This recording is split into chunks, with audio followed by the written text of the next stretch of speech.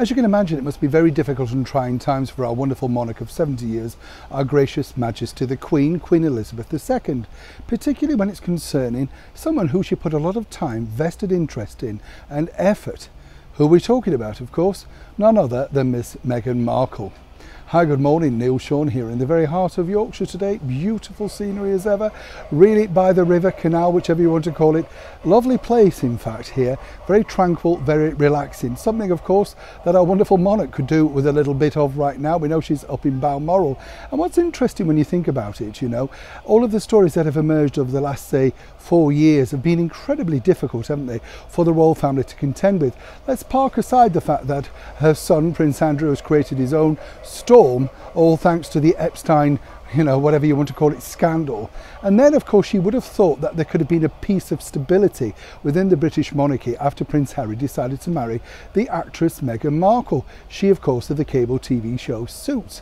What's interesting is it's been nothing but, well, calm at all, has it?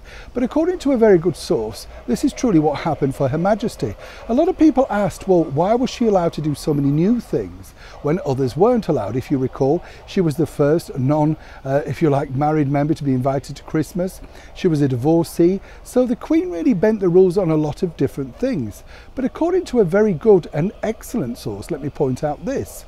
Her Majesty the Queen spout out in no uncertain terms what was expected as a member of the British monarchy. It was all about service, not ambition. Interesting to note, isn't it, that Meghan's spoken about her own personal ambitions once, well, you know, she'd married Prince Harry. Amazing when you think that it took her all this time to work it out. But according to that good source, that's simply not the case.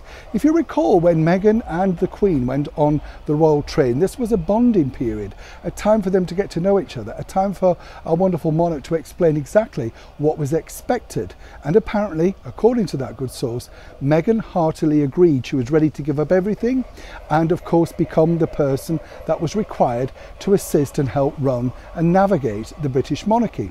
Now, what I find fascinating itself is that Meghan talks about, you know, people being empowered, you know, driving their own force, being their own voice. This is a woman who hastily came to London, Great Britain, looking for a husband. First, of course, she wanted a British husband, didn't really care. Tried her luck with a footballer, Ashley Cole, that bombed. Tried her luck with an X Factor contestant, Matt Cardle. I got it all first hand from him, exactly what happened.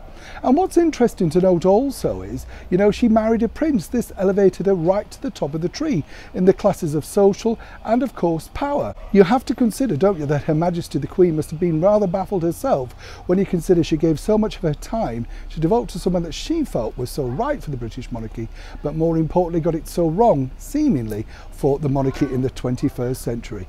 Whichever way you look at it, it's not been good news for our wonderful monarch regarding Meghan Markle. Neil Sean in the very heart of Yorkshire.